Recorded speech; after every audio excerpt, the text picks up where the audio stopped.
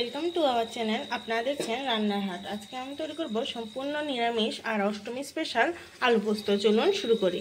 Ashtami special আলু পোস্ত তৈরি করার জন্য আমি এখানে কয়েকটা আলু ছাড়িয়ে নিয়েছি। এবার এটা একটু প্রেসার কুকারে একটা সিটি দিয়ে দেব। আলুগুলোকে আমি প্রেসার কুকারে দিয়ে দিয়েছি, এবার একটা সিটি দিয়ে দেব। আমি গ্যাস জ্বালিয়ে দিচ্ছি, এবার তাতে একটা কড়াই বসিয়ে দিচ্ছি। কড়াইটা গরম হয়ে গেলে আমি তাতে পরিমাণ মতো তেল দিয়ে দিচ্ছি। প্রেসার কুকারে সেদ্ধ করে রাখা আলুটাতে আমি হলুদ গুঁড়ো দিয়ে দিচ্ছি আর সামান্য নুন দিয়ে দিচ্ছি। এবার আমি একটু ভালোভাবে এটা ফ্রাই করে নেব। দেখুন তেলটা গরম হয়ে গেছে, এবার আমি আলুগুলো ফ্রাই করে নেব। যেহেতু এগুলো আগে থেকে হালকা সেদ্ধ করা, সেজন্য হালকা হাতে লাগতে হবে, নাহলে আলুগুলো ভিজে যাবে, তাহলে আলু পোস্তটা খেতে তেমন স্বাদ হবে না। হালকা সুন্দর লাল লাল করে আমি ভেজে নেব। আমাদের আলুগুলো প্রায় ভাজা হয়ে গেছে, এবার আমি এগুলো একে একে উঠে নেব। ধনে আর শুকনো লঙ্কাটা প্রায় রোস্ট হয়ে এলো, এবার আমি বাকি ইনগ্রিডিয়েন্টসগুলো দিয়ে দিচ্ছি। সবগুলো ভালোভাবে রোস্ট করে নেব। সব সাথে যদি একসাথে দিয়ে দিই তাহলে মশলাগুলো সবগুলোর ফ্রেগনেন্সটা ঠিক বের হবে না, কারণ এক একটা মশলা টাইমিং আলাদা আলাদা। দেখুন মশলাটা ভালোভাবে রোস্ট হয়ে গেছে, এবার আমি একটা মিক্সার জারে নিয়ে নিচ্ছি। একই কড়াইতে আমি পরিমাণ মতো সরষের তেল দিয়ে দিচ্ছি। কড়াইতে এখন তেলটা গরম হয়ে গেল, এবার আমি তাতে ফোড়নে শুকনো লঙ্কা, এলাচ আর লবঙ্গ দিয়ে দিচ্ছি।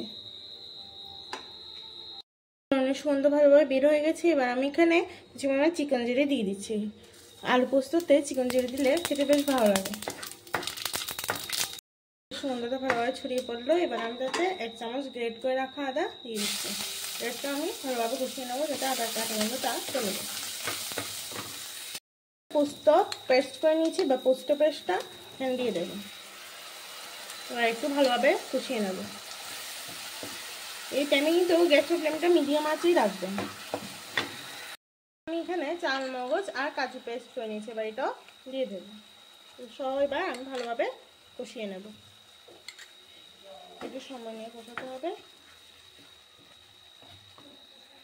বাটিতে নিয়ে নিয়েছি হলুদ গুঁড়ো, ধনে গুঁড়ো, জিরে গুঁড়ো আর লঙ্কার গুঁড়ো। আমাদের মশলাটা কিন্তু একদম ভালোভাবে কষানো হয়ে গেছে, ফুটতেও শুরু করেছে। দেখুন তেলটাও কিন্তু ছেড়ে আসছে। এবার আমি মিশিয়ে রাখা মশলাটা দিয়ে দেব। আমি সবগুলো মশলা এবার একটু ভালোভাবে কষিয়ে নেব। আমি এখানে পরিমাণ মতো নুন দিয়ে দিচ্ছি। মশলাটা কিন্তু একদম সুন্দরভাবে কষানো হয়ে গেছে, দেখুন ফুটতে শুরু করেছে। এবার আমি আলুগুলো সবগুলো দিয়ে দিচ্ছি। এবার আলুগুলো সহ সব মশলা একটু কষিয়ে নেব।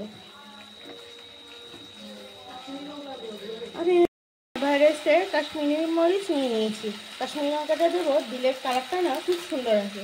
সেজন্য আমি এখানে কিছু পরিমাণ কাশ্মীরি লঙ্কা গুঁড়ো দিয়ে দিচ্ছি। দিলে কালারটা খুব সুন্দর আসে। মশলা ভালোভাবে কষানো হয়ে গেল, দেখুন। এবার আমি এখানে পরিমাণ মতো জল দিয়ে দিচ্ছি। আলুটা আগে থেকেই হাফ সিদ্ধ করা আছে, সেই জন্য আমি এখানে জল পরিমাণটা বেশি দিলাম না, কারণ জল বেশি হলে আলু পোস্ত বা নিরামিষ তরকারি জল বেশি হলে খেতে ঠিক একটা ভালো লাগে না। এবার আমি একটা ঢাকা দিয়ে রেখে দেবো ফুটে আসার জন্য। জলটা আরো জল লাগবে। অনেকক্ষণ হয়ে গেল, এবার আমি ঢাকাটা উঠিয়ে নিচ্ছি। দেখুন ঝোলে কি সুন্দর ফুটে এসে গেছে। এবার আমি গ্যাসের ফ্লেমটা অল্প একটু মিডিয়াম করে রেখে দেবো ভালোভাবে, যাতে সব মশলাগুলো আলুর মধ্যে ঢুকে।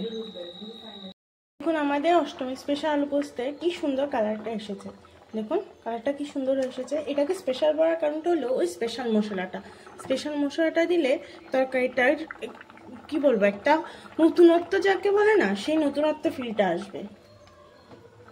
তবে অষ্টমীর দিন সকালে তো আর খাওয়া হবে না, সকালে তো অঞ্জলি দিতে হবে, তাই না? সকালের পরে যখন অঞ্জলি দেওয়ার পর নিরামিষ তো অবশ্যই খাবেন।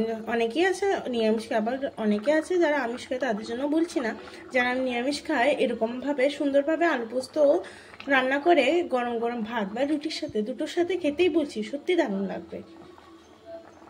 ছোট থেকে বড় সকলেরই কিন্তু এই রান্নাটা খুবই পছন্দ হবে। দেখুন আলুগুলো কিন্তু প্রেসার কুকারে আগে একটু সিটি দিয়ে দেবেন, তা না হলে কিন্তু আলুটা সম্পূর্ণভাবে সিদ্ধ হবে না। এই দেখুন আলুটা কিন্তু ভালোভাবে সিদ্ধ হয়ে গেছে। আমাদের অষ্টমী স্পেশাল আলু পোস্ত কিন্তু তৈরি হয়ে গেল। আমাদের অষ্টমী স্পেশাল আলু পোস্ত কিন্তু প্রায় তৈরি হয়ে গেল, আর 2-3 মিনিট ফুটিয়ে নিলে কিন্তু রেডি হয়ে যাবে।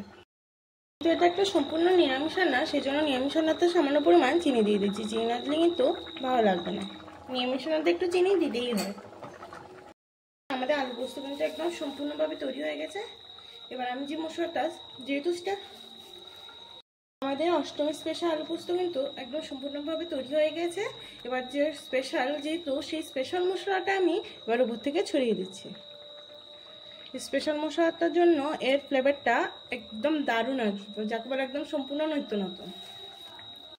অষ্টমী স্পেশাল আলু পোস্ত কিন্তু একদম সম্পূর্ণভাবে তৈরি হয়ে গেছে। এবার আমি একটা ঢাকা দিয়ে গ্যাসটা অফ করে দেবো। ঢাকা দেওয়ার কারণ হলো যে স্পেশাল মশলাটা দিলাম, না হলে তার স্মেলটা কিন্তু চলে যাবে। ঢাকা দিয়ে রাখলে স্মেলটা একদম সুন্দর থাকবে। দিনে এইভাবে গরম গরম আলু পোস্ত বানিয়ে গরম গরম ভাত বা রুটির সাথে খেয়ে কিন্তু অবশ্যই আমাকে কমেন্টে জানাতে ভুলবেন না কেমন লাগলো আপনাদের। আশা করি আপনাদের সবারই খুব ভালো লাগবে। আর এমন নতুন নতুন ভিডিও পেতে সাবস্ক্রাইব করুন রান্নার হাট।